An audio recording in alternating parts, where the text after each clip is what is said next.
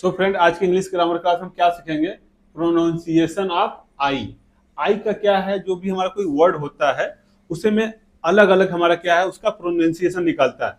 जैसे आप इज बोलिए, इफ बोलिए, इन बोलिए, एक्सपायर बोलिए, फायर बोलिए, हायर बोलिए, बाइक बोलिए, लाइक बोलिए। तो इसमें क्या है, आई का क्या है, प्रोनाउंसिएशन अलग अलग निकलता है। तो उसके कुछ रूल होते हैं, वो देखते हैं हम। देखिए, इसमें पहला रूल क्या है, यदि आपका कोई वर्ड्स आई से स्टार्ट हो, ठीक है, या दो व्यंजनों के बीच में आई आए। हमने क्या बताया, आपको कोई वर्ड्स आई से स्टार्ट हो, देखिए आई से स्टार्ट है ना, इन, यहाँ पर इन है, इफ है, इज है, इल है। और दूसरा मैं क्या बोला हूं कि दो व्यंजनों के बीच में आई आए। एक तो व्यंजन ये है, हमारा कॉन्सोनेंट ये है, और दूसरा कॉन्सोनेंट ये है। इससे पहला कॉन्सोनेंट, दूसरा कॉन्सोनेंट, इसके बीच में क्या है, हमारा आई आया है। तो इस तरह के जब वर्ड आए तो उसका रूल क्या है कि वहां पर आई का जो सेंस निकलता है वो क्या निकलता है, ई निकलता है। क्या निकलता है? ई, छोटा ई निकलता है। ठीक है, तो इसको हम क्या बोलेंगे, इन। इसको क्या बोलेंगे, इन। इधर क्या बोलेंगे, इफ।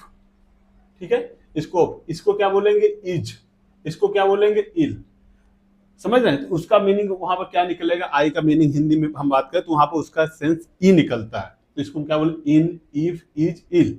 इसी तरह दो व्यंजनों के बीच में आए तो वहां पर देखिए किल। यहाँ पर भी इसका, इन सभी का जो मीनिंग है, सभी की जो प्रोनाउंसिएशन है, यहाँ पर क्या निकल रहा है, ई निकल रहा है। किल, हिल, लिप, टीप, डीप, निप, ये इस तरह से आपका क्या है, निकल रहा है। ठीक है, और दूसरा देखिए, दूसरा रूल क्या है, यदि आई के बाद कोई व्यंजन है, ठीक है, आई के बाद मतलब व्यंजन मींस कॉन्सोनेंट, आई के बाद कोई कॉन्सोनेंट आए और उसके जस्ट बाद ई आए। देखिए ये यहाँ पर आई है, इसके बाद ये हमारा क्या है, कॉन्सोनेंट है। यहाँ पर आई है, आई के जस्ट बाद कॉन्सोनेंट है। यहाँ पर आई है, यहाँ पर कॉन्सोनेंट है। यहाँ पर आई है, इसके बाद कॉन्सोनेंट है। तो इसका जो इस तरह के जब वर्ड आए तो उसको हम क्या बोलेंगे, उसमें आई का जो प्रोनाउंसिएशन निकलता है, उच्चारण निकलता है, वहां पर आई निकलता है। ये आई निकलता है।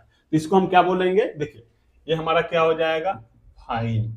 ठीक है, ये क्या हो जाएगा, माइन। ये क्या हो जाएगा, टाइम। ठीक है, इसी तरह क्या हो जाएगा, नाइफ। ठीक, इसी तरह दूसरा वर्ड ले लीजिए, इसी में क्या आ जाएगा हमारा, जैसे बाइक, ठीक है, लाइक, यहाँ पर हाइक। ये सब देखिए क्या है, हमारा इस तरह से निकल आई है, आई के बाद हमारा कॉन्सोनेंट है, आई के बाद कॉन्सोनेंट है। ठीक है, यहाँ पर क्या है, आई के बाद कॉन्सोनेंट, उसके लास्ट में क्या आ रहा है, जस्ट बाद ही क्या आ रहा है, हमारा ई आ रहा है। सभी रूल फॉलो हो रहा है। तो इस तरह के जो वर्ड आएंगे वहां पर आप क्या बोलेंगे, उसको वहां का सेंस क्या निकलेगा, आई का निकलता है। इसी तरह थर्ड रूल देखिए, यदि आपका जो वर्ड्स के अंत में आई ई आ रहा है तो जो आई का उच्चारण होता है, प्रोनाउंसिएशन होता है, वो हमारा क्या आ जाता है, आई ई का आ जाता है, आई। ठीक है, ये इसको हम जैसे क्या बोलेंगे, हमने क्या बोला, फिर देखिए कोई वर्ड्स के अंत में आई आ, जैसे अब क्या हो जाएगा, फायर हो गया ना, फायर हो गया, हायर हो गया, एक्सपायर हो गया। ठीक है, इस सभी के लास्ट में क्या है, देखिए आई आर है ना, तो यहां पर इसका सेंस क्या निकल रहा है, आयर का निकल रहा है। तो क्या हो जाएगा, फायर, हायर, एक्सपायर। ठीक है, अब उसको इस तरह से इसको आप बोल सकते हैं। ठीक है, इसको मैं अथवा करता हूं। नेक्स्ट देखिए, यदि वर्ड्स के अंत में, यदि वर्ड्स के अंत मतलब जो भी आपको वर्ड दिया रहेगा, रचना व्यंजन, व्यंजन इस तरह हो, व्यंजन हो प्लस आई आर हो प्लस व्यंजन हो, तो उसको हम किस तरह से बोलेंगे, उसका जो निकलता है इस तरह मतलब निकलता है, उसको मीनिंग ये निकलता है। जैसे इसमें क्या छोड़ और रहेगा, आधा अड़ा रहेगा, आधा अड़ा रहेगा। और जैसे हम बात करें बर्ड्स, बर्ड हो गया, फर्स्ट हो गया, डर्ट हो गया। ठीक है, तो इसमें यहाँ पे देखिए क्या बताया है कि पहले आपका क्या रहेगा, व्यंजन रहेगा, लास्ट में व्यंजन, बीच मिडिल में क्या रहेगा, आई आर रहेगा। तो देखिए ये व्यंजन कॉन्सोनेंट, कॉन्सोनेंट, अब मिडिल में क्या है हमारा, आई आर है। इसी तरह ये कॉन्सोनेंट मिडिल में आई आर है, ये कॉन्सोनेंट मिडिल में आई आर। तो बर्ड, फर्स्ट, डर्ट, इसको हम इस तरह से लेते हैं।